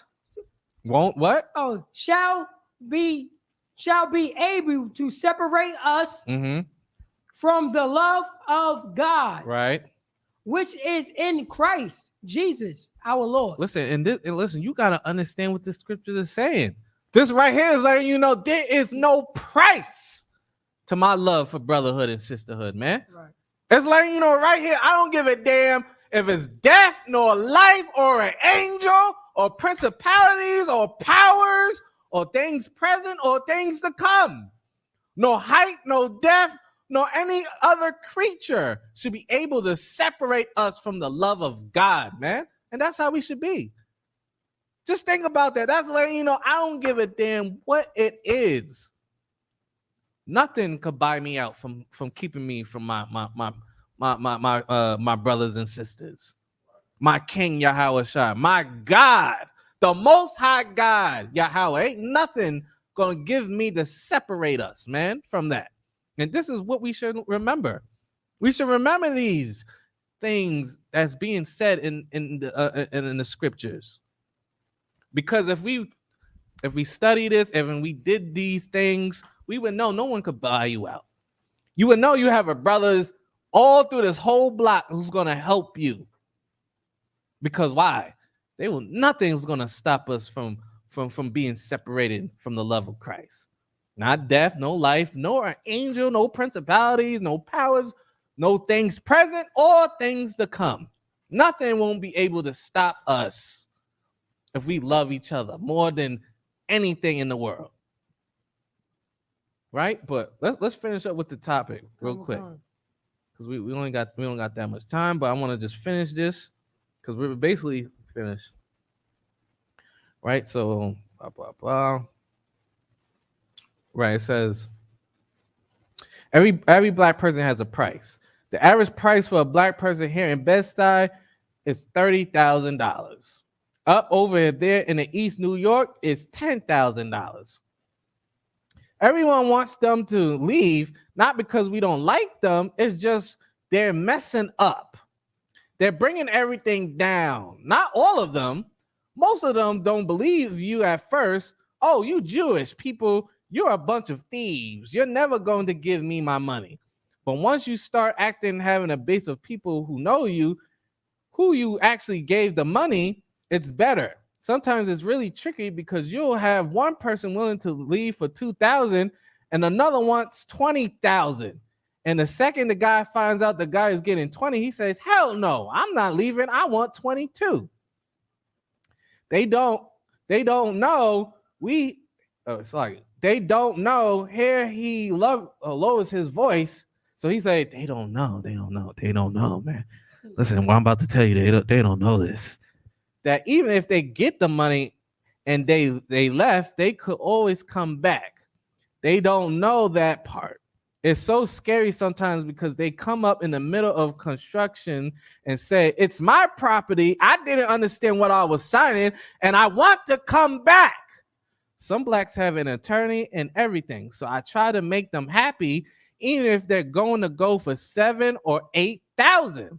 I'd rather give them an extra grand so they're happy and they're not going to think about it too much again. I don't want to be a racist, but when I have a building, I can't even say it because it's going to sound right. He lowers his voice again. If there's a black tenant in the house, in every building we have, I put in white tenants. They want to know if black people are going to be living there. So sometimes we have 10 apartments and everything is white. And all of a sudden, one tenant comes in with one black roommate and they don't like it. They see black people and get up all riled up. They call me, we're not paying that much money to have black people live in the building. I'm going to say it again. We're not paying that much money to have black people live in the building. That's showing you how evil and how deceptive white people are, man. They're in your buildings, in your neighborhoods, coming out, smiling and laughing. But if you live in the same building they're in, they say, it's like, I lost my place. We're not paying that much money to have black people live in the building. Salaki, sir. These are people who's telling the landlord that they're not going to pay him. Right. The contract. Right. And they're telling them, I'm not going to pay for this. It's not like he have to do work around the apartment or anything like that. Or he's taking them to court. No, he's telling them, if you got black people in this building, I'm not going to pay you that money. That's right. Because I pay for no black people to be around me. That's right. Listen, the white man's the devil. Your oppressor, he's the devil, man.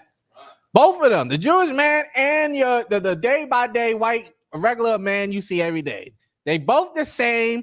They're the devil. They're the deceiver. One's deceiving both. They both deceiving both of you. Both of them is deceiving you. I mean, look. And this is why, like we read in Romans 9. You know what I'm saying? Well, it's like Romans 8. What was it? Romans 8? Romans 8, sir. Yeah, Romans 8 and 35. That's why I wrote that. Listen, we have to stay fast together no matter what. I don't give a damn. And the funny thing is, he's saying you could take the $20 and come back legally. And this is like, you know, what shady things the Jewish community does. Remember, this is just one man with multiple buildings. So just think about how much Jewish people around all of New York, and maybe not, remember, not just New York, wherever a Jewish tenant, a Jewish landlord is, he's doing this. If you're a black man and he's trying to pay you to leave, just remember, you could get more. You could get way more. And not only that, you can stay. Because why? He knows he's doing something illegal. And that's letting you know, how can they be the children of God and do illegal things? How can you be the children of God and rob God? Because that's what they do. And they robbing God. By you robbing the children of Israel, guess what? They can't pay their tithes. They can't have a job. And when that comes to you, robbing God, man. This is why we need to get rid of the so-called oppressor. We need our neighborhoods. We need our businesses. We need our laundry mats. We need our cars. We need the car washes we used to have, and the banks and the supermarkets and that famous bowling alley you used to go to as a kid, and the skating ring and all that you used to enjoy. Go ahead and build all that back up, man. You can do it. We can have our own properties in our neighborhoods and businesses, man. Like, just think about it. I say this all the time. Who's manning these buildings anyway? These jobs. If I gave two random black people a store, they would tell me, I can't run this store. I don't know how to run the store. But yet you're a manager at CVS. You're the loss prevention at Dwayne Reed. You work by yourself overnight in the store by your goddamn self. You can't run a store. You can run a store. You're doing it now. You just think you can't do it without white people. You think you can't run things without your oppressor, but you surely can, man. You can run things without your oppressor. And the thing is, they know that you can too, but they have to drill in your head that you're nothing without this job. You have to go get a certificate to be better. While Larry is working while getting the certificate, and you're training him to do the job. This is why it's important. But let me finish. We almost done. Almost done with the article. Let's see. The scary part about it is if the black people start realizing how much poverty. Wait, I didn't get to that part. If the black tenants in the house and building we have and put white tenants. All right. We're not paying that much money to have black people live in the building. If it's white tenants only, it's clean. I know it's a little bit racist, but it's not. Listen, man, it's all the way racist, all the way prejudice, and it's all the way the white man's the devil. You understand? They're the ones that are paying, and I have to give them what they want. I'm not going to get the tenants and the money. It's not going to be what it is. The scary part about doing this is if the black guys start to realize how much property will sell for. This is a new wait. Sorry, remember me again. The scary part about doing this is if the black guys start to realize how much the property will sell for. This is a new thing now. The past year, $1 million, $2 million is crazy numbers. None of them realize yet. Some of them do. The amount of money you can get, the scary part is they're going to realize they could get the same exact house in East New York for $400,000, $500,000, and they could get paid $1.5 million for their home in Bed-Stuy. They're going to start dumping houses on the market, and that market is going to be flooded. It's going to cool down. It's already cooling down. It's so hard to get empty buildings When you have an empty building, it's like gold. We can never flip buildings. So we never flip buildings. One building we sold because in the Jewish religion, there's a weird thing where you don't cut down a fruit tree. Some people really don't give a s about fruit trees, but most of the Hasidic Jewish people will not cut down a fruit tree. There's one house in the Borough Park where they cut down a fruit tree, and there were 9 fires over there in the last 2 years. Sometimes weird stuff happens. So we had a building, and the only way it's working for us is if the fruit tree comes down. We spent $50,000 doing the plans, and then found out there's a fruit tree we didn't know about. So we had to sell the building. It's the only way I'm going to sell a building. A building is not really a selling thing. Buildings are for keeping. And that's it, man. That's the article. You know what I'm saying? And that right there is letting you know what your Hasidic Jew, your Hasidic Jewish landlord is doing. He don't like you either. Your landlord don't like you. Your rabbi don't like you. You want to be a part of the Jewish faith. They don't like you. They don't love your sisters. They don't love your mother. They don't love nobody, your children. There's letting you know they are the wicked. They are evil. And this is why so-called Blacks, Hispanics, and Native Indians, we need to come together. We need to come together more than ever. But if I could, let me get this last scripture. Let me get Psalms 35 and 19, right? Psalms 35 and 19.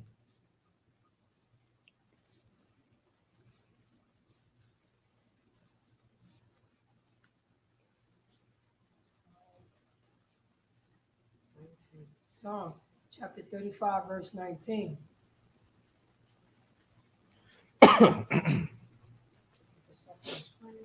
Yep.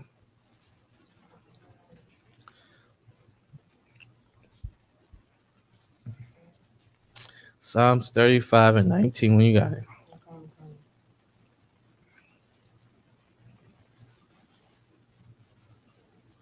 Psalms chapter 35, verse 19. Right.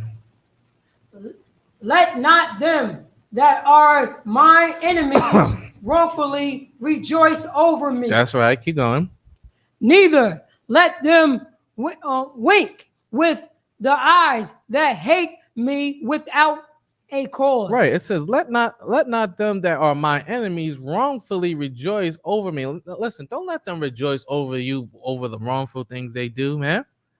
Because they do these things. Remember, everything our oppressors do, remember, it's your enemies are rejoicing over the wrongful things they do.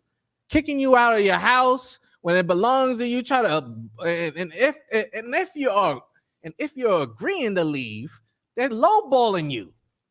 They're lowballing you to the point you're missing out over 400 or 500,000, and they're giving you what? Crumbs, 200,000. I mean, they're giving you 2,000, 20,000, and you thinking you got off on the Jewish man when he got off on you. He's going to renovate and sell it for 1.5 million.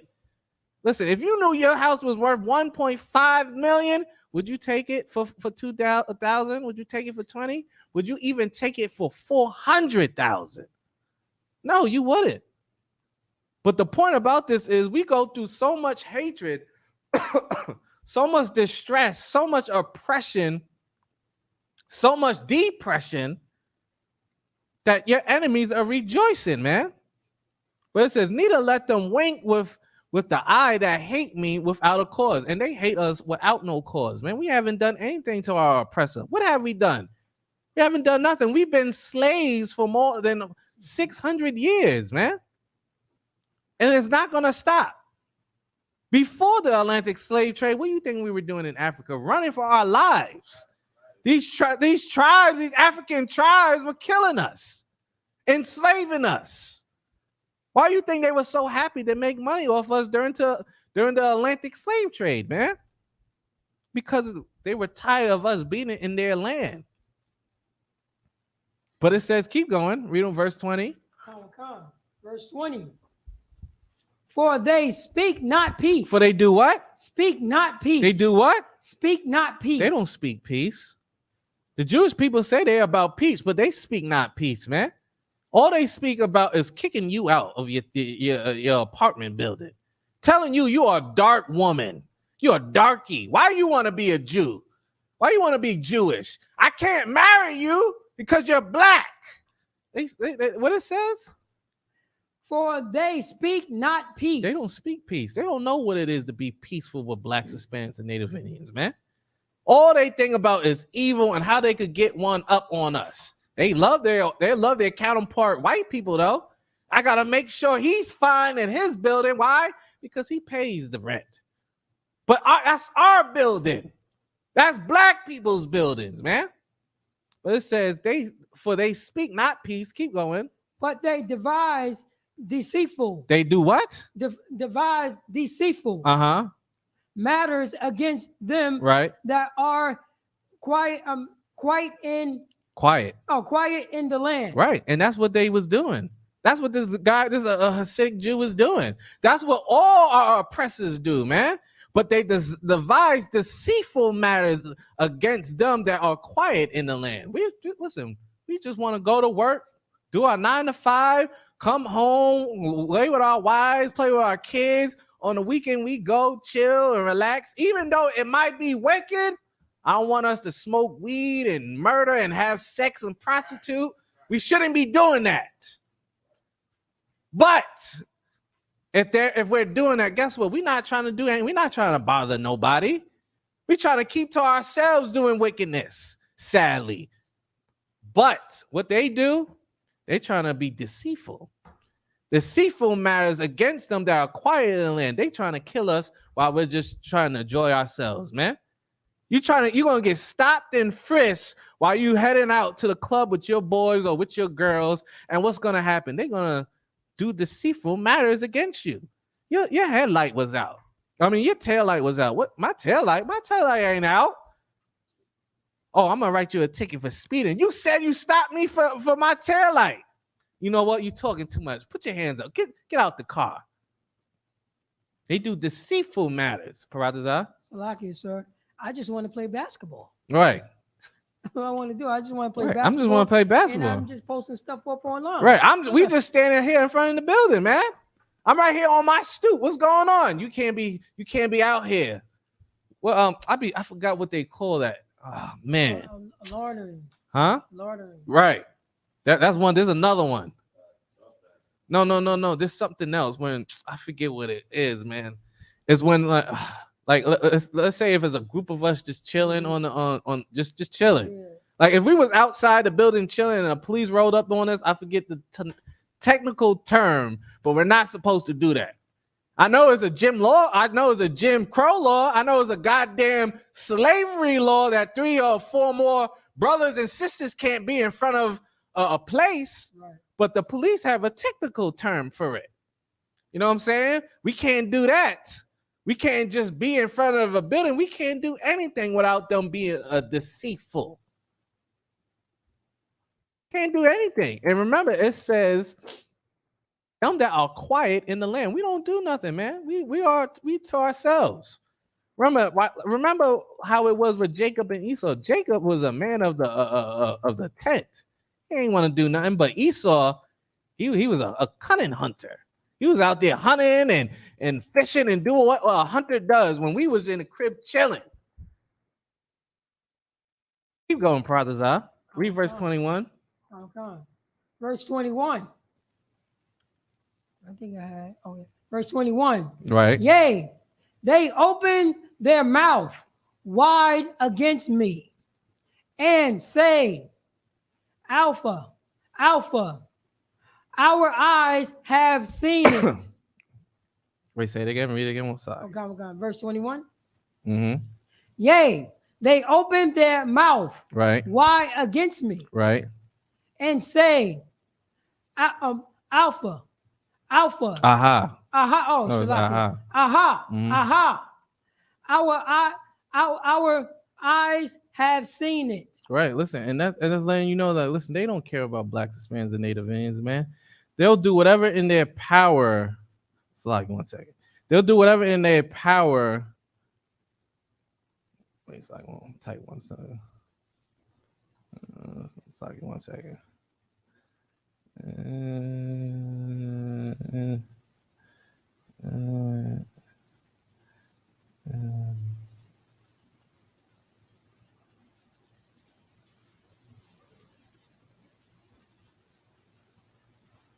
So yeah, they open their mouth wide against me and they say, aha, aha, our eyes have seen it. Listen, they letting you know that they've seen that they know the things that we do aren't evil, but yet they are a deceitful person, man. They're deceitful people. They don't like when blacks, Hispanics, and Native Indians come together.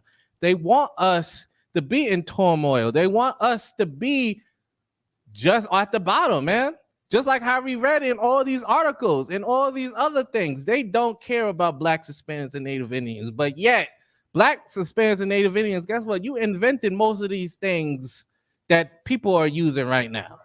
You invented most of everything, and people will still try to shame you for the things you invented, for the things you created, the things that make the world go around. People will have a whole bunch of fault against you when you make this world goes around. But yet, what they do, they want to kick you out on the dirt. They want to make sure you're depressed. They want to make sure that you don't even believe you're the children of God.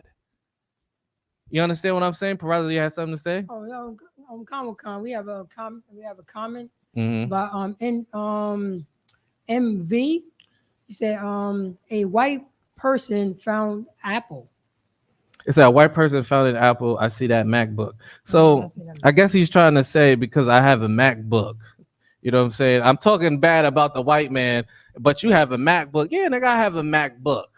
Yes, I have a MacBook. But guess what? We created most of everything. That's the funny thing. That's why I said things like that. We created a lot of the things that I probably bet you use. You better not be a brother too. You better be a devil. You know what I'm saying? Because I know if you're a devil, guess what? You're using something a black man used in your house. I promise you that. You know what I'm saying? I promise you. You think, and the funny thing, they glorify white people so much, not knowing. Guess who made this MacBook? Who probably made this MacBook? It wasn't no white man. It was probably an Asian baby. You give too much glory to white people. You think they're the greatest thing on earth. It's like when I said, and that's why I say we can do all this. We made notebooks, we made computers, we make everything. You don't think a black person knows how to make a laptop? You don't think a black person knows how to make a car or a computer or a building? We do all that already. The children of Israel does all this already. So this person doesn't know any better. Sadly, the funny thing, the person comes at the end of the class trying to be disrespectful for a MacBook. Yeah, they got a MacBook. So what? How about you come on Harlem 125th in New York and tell me that? Come right there on Harlem, New York, 125th in Lenox when we have camp, and let's have a discussion. Let's have a great discussion on the street. And maybe I don't have to use my MacBook. I could use my voice that the God gave me. And then we could discuss about my MacBook. We could discuss about Apple. We could discuss about black people being the children of Israel. We could discuss a lot of stuff. Someone's at the door. But listen, man, we the ISUPK coming out of 1 West 125th Street, Harlem, New York. We've been doing this since 1969. And the so-called blacks, Hispanics, and Native Indians know that you are the lost sheep of the house of Israel. And like always, we have prison programs, we have food drives, we have Shalayala. What else we got? Real quick. Right, let it be known. We're giving away coats. We got a coat drive too. We got multiple things. What else we got going on? Okay, yeah, we got Las Vegas cookout coming up December 1st. Oh yeah, how can I forget? We got Passover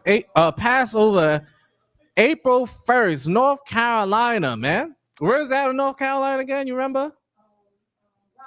Raleigh, North Carolina. Listen, man, get your garments ready, get your tickets ready, get everything ready. Peraza, get ready to cut it.